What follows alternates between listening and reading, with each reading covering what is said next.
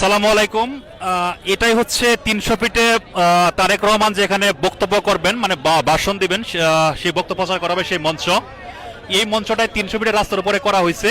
এই সেই ঐতিহাসিক মঞ্চ যেখানে ১৭ বছর পর তারেক রহমান আসবেন, দেশবাসীর উদ্দেশ্যে ভাষণ দিবেন, ওনার মূল্যবান কথাবার্তা শোনার জন্য মানুষ, বিপুল পরিমাণ মানুষ। দেখেন এই রাত এখন বাজে 10টা, অলরেডি মানুষে কানায় কানায় পূর্ণ এই ৩০০ ফিট। বিপুল সংখ্যক নিরাপত্তা কর্মী আমরা পুলিশের উপস্থিতিকে লক্ষ্য করছি। শুধু পুলিশ না, সাদা পোশাকে অনেকে কাজ করছেন। চারদিকে যাতে মানুষ দেখতে পারে তার জন্য এলইডি স্ক্রিন বসানো হয়েছে, বিভিন্ন সাউন্ড সিস্টেম করা হয়েছে। পুরো ৩০০ ফিটটাই সাউন্ড সিস্টেমের আন্ডারে নিয়ে আসা হয়েছে। আমরা হচ্ছে এখান থেকে যাতে সরাসরি লাইভ করতে পারে তার জন্য ক্যামেরা সেটআপ দেখতেছি। চারদিকেই বিপুল পরিমাণ নেতাকর্মী, বিপুল সংখ্যক নেতাকর্মী এখানে উপস্থিত হয়েছেন। তারা মুহুর্মুহু স্লোগান দিচ্ছেন তারেক রহমান, বেগম জিয়া এবং জিয়াউর রহমানকে নিয়ে। আমরা ঠিক মঞ্চের সামনে আছি, যেখানে হচ্ছে এখন বাজে রাত 10টা। এই রাত 10টার সময় বিপুল সংখ্যক মানুষ, নেতাই মানুষে লুকারণ্য বলা চলে।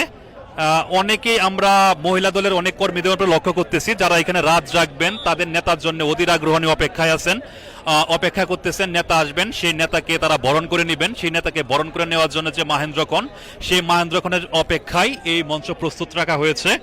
এখানেই আগামীকালকে তারেক রহমান দেশবাসীর উদ্দেশ্যে 17 বছর পর দেশের মাটিতে পা রেখে ভাষণ দিবেন।